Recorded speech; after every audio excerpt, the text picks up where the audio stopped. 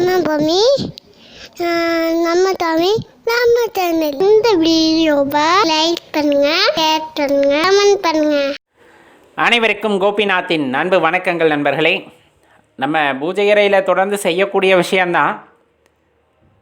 பொறுமையாக கேட்டுட்டு லைக் பண்ணிவிட்டு உங்கள் நண்பர்களோட பகிர்ந்துக்குங்க. இந்த பூஜை அறையில் தண்ணீர் வைக்கக்கூடிய பழக்கம் எல்லாத்துக்குமே இருக்கும். இல்லைன்னா கூட இனிமேல் வைத்து பழகிக்கொள்ளலாம். இப்போ நம்ம சொல்கின்றோம் அல்லவா, அந்த பஞ்சபூதங்கள் அப்படின்னு சொல்லக்கூடியது. பஞ்சபூதங்கள் அப்படின்னு சொல்லும்போது நிலம், நீர், நெருப்பு, காற்று, ஆகாயம் ஆகிய தத்துவங்கள் அந்த பஞ்சபூத தத்துவங்கள் அப்படின்னு நம்ம சொல்லுவோம். இந்த மாதிரி பஞ்சபூத தத்துவங்களிலே நீர் தத்துவம் அப்படிங்கிறத நம்ம அங்கே செம்பில் வைத்து வழிபாடு செய்கின்றோம். இல்லை என்றாலும் இனி ஒரு பஞ்ச பாத்திரம் வாங்கி அதிலே நாம் நீர் ஊற்றி வைத்து வழிபாடு செய்ய வேண்டும் அப்படிங்கிறத தெரிஞ்சுக்கணும். என்ன அவ்வளவு சிறப்பு? பஞ்சபத்திர பாத்திரம் அப்படின்னு அதை சொல்கிறாங்க.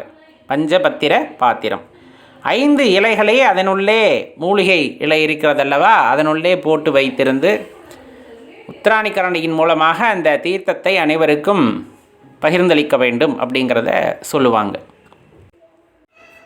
அந்த 5 மூலிகைகளாவன வில்வம், வன்னி, அருகு, துளசி, வேம்பு. இந்த இலைகளை அந்த பஞ்சபத்திர பாத்திரத்திலே போட்டு வைத்திருந்து பூஜை முடிந்ததுக்கு அப்புறமா அந்த பிரசாதத்தை அனைவருக்கும் பகிர்ந்தளிப்பார்கள். சில பேர் துளசி மட்டும் போட்டு வைப்பார்கள், சில பேர் வில்வம் மட்டும் போட்டு வைத்து அதை பருகுவார்கள். தவறில்லை. ஆனால் பூஜை அறையில் கட்டாயமாக ஒரு செம்பு பாத்திரம், அந்த செம்பு பாத்திரத்திலே நீர் ஊற்றி ஏதேனும் ஒரு மூலிகையாவது குறைந்த அதிலே போட்டு வைத்து அதன் பின்னர் பூஜை செய்து அந்த பிரசாதத்தை அனைவரும் பருக வேண்டும். இயல்பாகவே அறிவியலில் கூட இப்போ ஆராய்ச்சிகளின்படி பார்த்திங்கன்னா இந்த தண்ணீர் மூலக்கூறுகளுக்கும் ஞாபகம் உண்டு, சில விஷயங்களை ஞாபகம் வைத்து கொள்கிறது அப்படிங்கிற மாதிரி அந்த சான்றுகளானது கொடுக்கப்பட்டு வருகின்றன. நீங்கள் தேடி பாருங்கள், இணையத்தில் தேடி பார்த்திங்கன்னா அந்த மாதிரியான சான்றுகள் நிறைய இருக்கின்றது. ஏன்னா நம்ம முன்னோர்கள் அவர்கள் அந்த படிப்பினையின் காரணமாக அனுபவபூர்வமாக உணர்ந்ததை நமக்கு சொல்லியிருப்பார்கள், இதை செய்தால் நல்லதுன்னு. ஆனால் நம்ம சில விஷயங்களை மூட நம்பிக்கை, பகுத்தறிவு என்று ஓரம் கட்டி விடுவோம். அதை வெள்ளைக்காரன், வெளிநாட்டுக்காரன் அறிவியல் என்ற பெயரிலே அதை ஊர்ஜிதப்படுத்தும் பொழுது தான் நாம் எடுத்துக்கொள்கின்றோம் இன்றைய காலகட்டத்திலே. அந்த வகையிலே நிறைய வெள்ளைக்காரர்கள் அதை பற்றி ஆராய்ச்சி செய்து கூறியிருக்கிறார்கள். தண்ணீருக்கு, அந்த தண்ணீர் மூலக்கூறுகளுக்கு ஞாபகத்திறன் உண்டு அப்படிங்கிறத. அதை நீங்கள் போய் பாருங்கள். ஒவ்வொரு சூழ்நிலையில் தண்ணீரானது எப்படியெல்லாம் இயங்கும். சந்தோஷமாக நம்ம தண்ணீர்கிட்ட பேசும்போது எப்படி இருக்கும், அதே போல் நம்ம சோகமாக தண்ணீர்கிட்ட பேசும்போது எப்படி இருக்கும், கோபமாக பேசும்போது அதோட மூலக்கூறுகள் மாறுகின்றன. இந்த மாதிரி ஆராய்ச்சி முடிவுகள் நிறைய இருக்கும், இணையத்தில் போய் பாருங்கள். அப்போ நம்ம முன்னோர்கள் தண்ணீர் அங்கே வைக்க சொன்னாங்க. தண்ணீரை வைக்க சொல்லிவிட்டு இப்போ வீட்டில் வழிபாடு செய்யும்போது தெரிந்த போற்றி மந்திரங்களோ, மந்திரங்கள், தெய்வத்தின் மூல மந்திரத்தையோ அங்கே உட்காந்து பாராயணம் பண்ணணும் அப்படின்னு சொல்லியிருக்காங்க. இப்போ அந்த பாராயணம் செய்யும் போது அந்த பஞ்சபாத்திரத்தில் தண்ணி இருக்குது, நம்ம அந்த பஞ்சபூத தத்துவங்களும் அங்கே அடங்கியிருக்கின்றன. நம்ம அமைதியாக உட்காந்து இறைவனின் மூல மந்திரங்களை நிறைய சொல்கிறோம். தொடர்ந்து ஒரு மந்திரத்தை 108 முறை ஜபிக்கும் போது கண்டிப்பாக அதனுடைய ஆற்றலானது நம்மை சுற்றி அது நிறைய பரவும். அப்போ அந்த தண்ணீர் மூலக்கூறுகளும் நாம் சொல்லிய அந்த மந்திரத்தின் அதிர்வலைகளை உள்வாங்கிக் கொள்ளும். அதற்கு தகுந்தாற் போல அந்த தண்ணீர் மூலக்கூறுகளும் தன்னை வடிவமைத்து கொள்ளும் அப்படிங்கிறத நம்ம தெரிந்து கொள்ள வேண்டும். இப்போ நம்ம என்ன பண்ணுறோம் அப்படின்னா, பூஜையெல்லாம் முடிஞ்சதுக்கப்புறமா இந்த பஞ்சபாத்திரத்தில் இருக்க தண்ணீரை எடுத்து அருந்துகின்றோம். அருந்தும் பொழுது நான் சொல்கின்ற அந்த மந்திரத்திற்கு தக்கவாறு மூலக்கூறுகள் மாற்றமடைந்திருக்கும் அல்லவா, அதை நாம் பருகும் பொழுது அதனுடைய முழு ஆற்றலையும் நம்மால் பெற முடியும் அப்படிங்கிறத தான் நீங்கள் தெரிந்து கொள்ள வேண்டும். இதை பற்றி ஆராய்ச்சி பண்ண வேண்டும் என்றாலும் பண்ணுங்கள். ஏன்னா கேள்விகளை எழுப்பலாம். ஏன்னா இது தவறு அப்படின்னு சொல்வதற்காக உங்களிடம் ஆதாரம் இருக்கிறதா என்பதை நிறைய பேர் கேட்பார்கள். இதனை பற்றி நீங்களும் ஆராய்ச்சி செய்யுங்கள் அப்படின்னு தான் நாமும் குறிப்பிடுகின்றோம். ஏன்னா நிறைய வெளிநாட்டவர்கள் இதை பற்றி ஆராய்ச்சி செய்யும் பொழுது இந்தியர்கள் ஏன் அதை பற்றி ஆராய்ச்சி செய்யக்கூடாது அப்படிங்கிறதும் இதில் சேர்ந்து தான் வந்துடுது இல்லையா. அதனால் இப்படிப்பட்ட விடயங்கள் இணையத்தில் இருப்பது உண்மை. நீங்கள் தேடி அறிந்து அதனை மேற்கோளாக கொண்டு அதனின் தொடர்ச்சியாக நீங்கள் அந்த ஆராய்ச்சியை தொடரலாம்.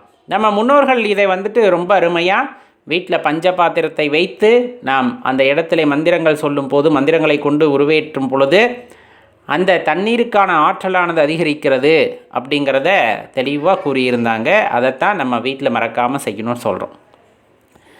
சில பேர் இந்த எவர் சில்வர் பாத்திரத்தில் வைக்கலாமா, அதெல்லாம் வேண்டாம். முடிஞ்ச அளவுக்கு செம்பு பாத்திரம்.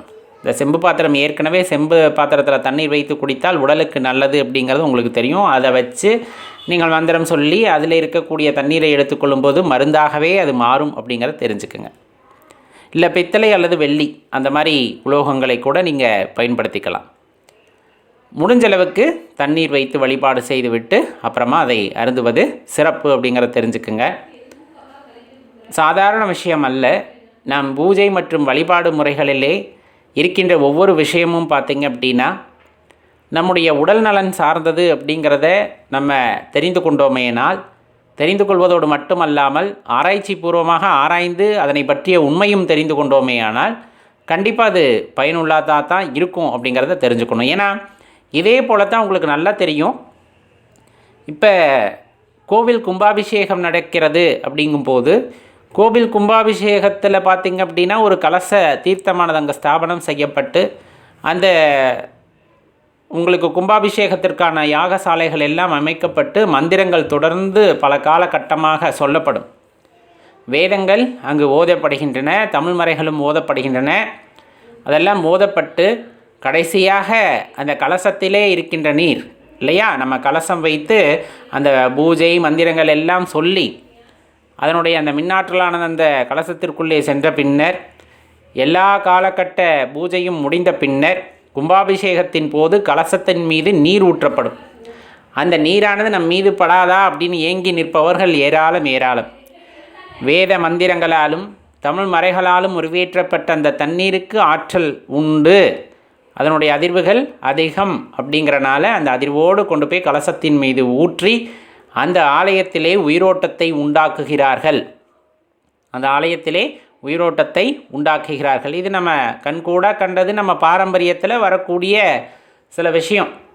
இப்போ நீங்கள் என்ன தான் எதிர்மறை ஆற்றலால் நீங்கள் பாதிக்கப்பட்டிருந்தாலும் அப்படியே போய் தண்ணீரில் குளித்து எழுந்திரிச்சிட்டிங்க அப்படின்னாலே உங்களுக்கு ஒரு புத்துணர்ச்சியாக இருக்கும். அதுலேயும் ரொம்ப பாதிக்கப்பட்டிருக்கு, உடல்நலம் பாதிக்கப்பட்டிருக்கு, ரொம்ப ஒரு மாதிரி இருக்குது அப்படின்னா ஒரு கைப்பிடி அளவு உப்பை தண்ணீரிலே கலந்து அதிலே குளிக்கும் பொழுது இந்த நோய் அணுக்கள் எல்லாமே இறந்துவிடும், மேலே இருக்கின்ற நோய் அணுக்கள் அப்படின்னு சொல்லுவாங்க. அப்போ தண்ணீருக்கு மகத்துவம் அதிகம். அதனால தான் சொல்லப்படுறது, தண்ணீரோட அருமையை தெரிந்து பயன்படுத்துங்கள், தண்ணீரை வீணுமாக்காதீர்கள் அப்படின்னு.